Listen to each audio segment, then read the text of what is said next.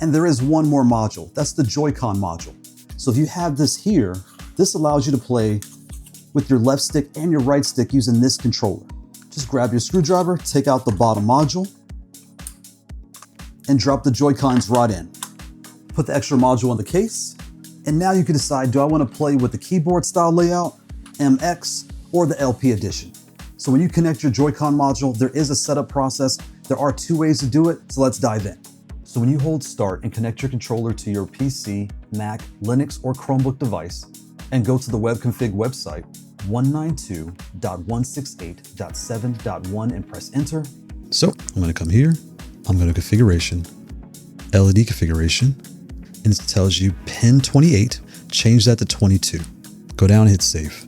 Configuration, pin mapping, profile 1, and this does matter because I tried to make profile 4 my Joy-Cons, but it had to be profile 1 for what we're about to do. So you have to use profile 1. I'm set pin 26, 27, 28, 29 to none. Go to configuration, pin mapping, 26, 27, 28, 29. They're all none. I'm going to save that. And that's profile 1. Perfect. Go to configuration, go to add-ons, click enable, go to analog custom. Here's analog, enable. Now that's enabled. So analog sticks will override the gamepad left stick and right stick inputs when enabled. Perfect. So we enabled that. Now we're going to override the gamepad left stick and right stick. That's the whole goal of this. All right. So analog stick 1 X pin 26 to 28. Stick 1 Y is 27. 2 Y is 29. Stick mode 1 is left. Stick mode 2 is right. Done. Analog stick 1 invert is XY axis. Stick 2 is XY axis. The inner dead zones. Inner dead zone should be 10. The outer dead zone should be 75. 27, 29, Y axis is 10, 75. Go hit save. And then before I save, this is something I do on all my controls. I recommend everyone do. Come down here and turn on input history. This feature is fantastic. That when you press a button, you know what you press. It does not pick up the sticks. And that's it. You're done. Now you're ready to play. Your next option is to install the analog firmware. So this controller has 2 firmwares, the stock firmware and the stock analog firmware. This controller is running a firmware called GP2040-CE. If you go to Google and search for GP2040 downloads, you will see the download link. So when you get to this site, you'll see lots of controllers using this firmware. And when you scroll down, you'll run across the Haute42 COSMOX gaming section. Here you'll find the X series. There's a download button and a website button. I recommend going back to the top of the page. And when you get to the top of the page, you'll see downloads, but that brings you back to the same page. I recommend you go to the very top. There's a banner and you'll see releases. Click on the releases button. And when you get to this, you'll get to the latest version of the firmware. And now you'll be able to see the full list of all the firmware downloads.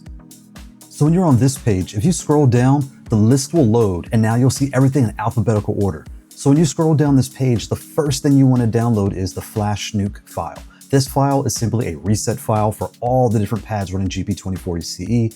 Download this file and make sure when you click the link on the very top right of your browser, a pop-up will show up saying, do you want to keep this file? Make sure you select keep.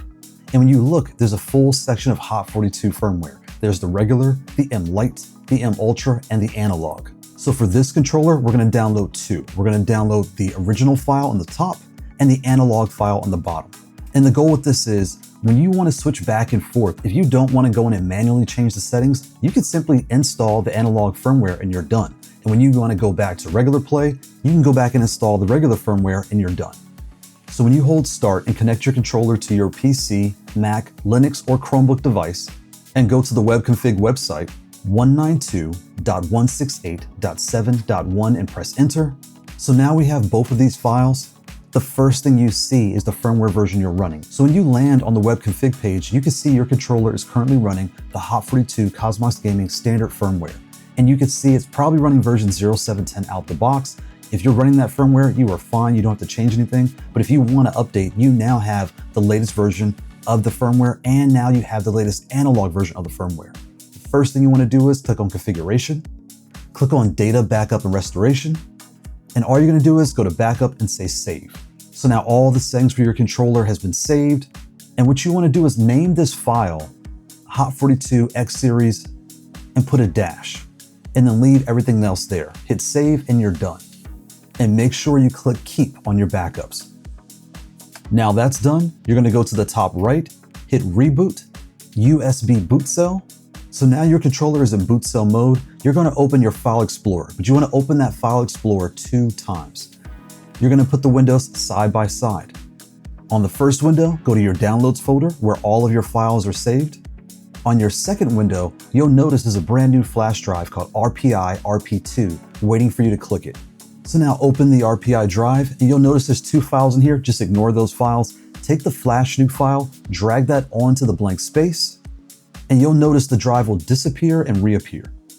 So now your controller is in a blank state. It's there, it's ready and waiting for you to do whatever you want to do. And here's where you decide, do I want to put the latest regular firmware or do I want to put the analog stick firmware? So we're going to take the analog file and drag it right onto the drive. So you'll give it about 5 or 10 seconds, and when you look at your controller, you'll notice it has now rebooted. You'll see the standard splash screen, and you'll notice the layout is now reset and all the settings are now reset. And the layout will either be the regular layout or a layout with 2 joysticks on the bottom. And just like that, you're all set. Now you can hold start, go back to the web config, customize the colors, customize the button layout. You can mix and match and change things however you want. Just make sure when you're done, you have it the way you like it. Change your splash screen, get everything set the way you like it for the analog mode. Go to Data, Backup, and Restore, click on Save, and now name this file Haute42 X Series Analog or Sticks, whatever you want to call it. Put a dash and leave the rest of the text there. Hit Save, and now you have your flash nuke file. You have 2 firmware files, your standard and your analog stick standard. And you also have 2 backup files, your backup for regular and your backup for analog. And now you're all set. And if you have any issues where your base lights are not lighting up, go to your web config, go to LED configuration, and for your data GPIO pin, erase -1 and type in 28. Hit save and you're all set.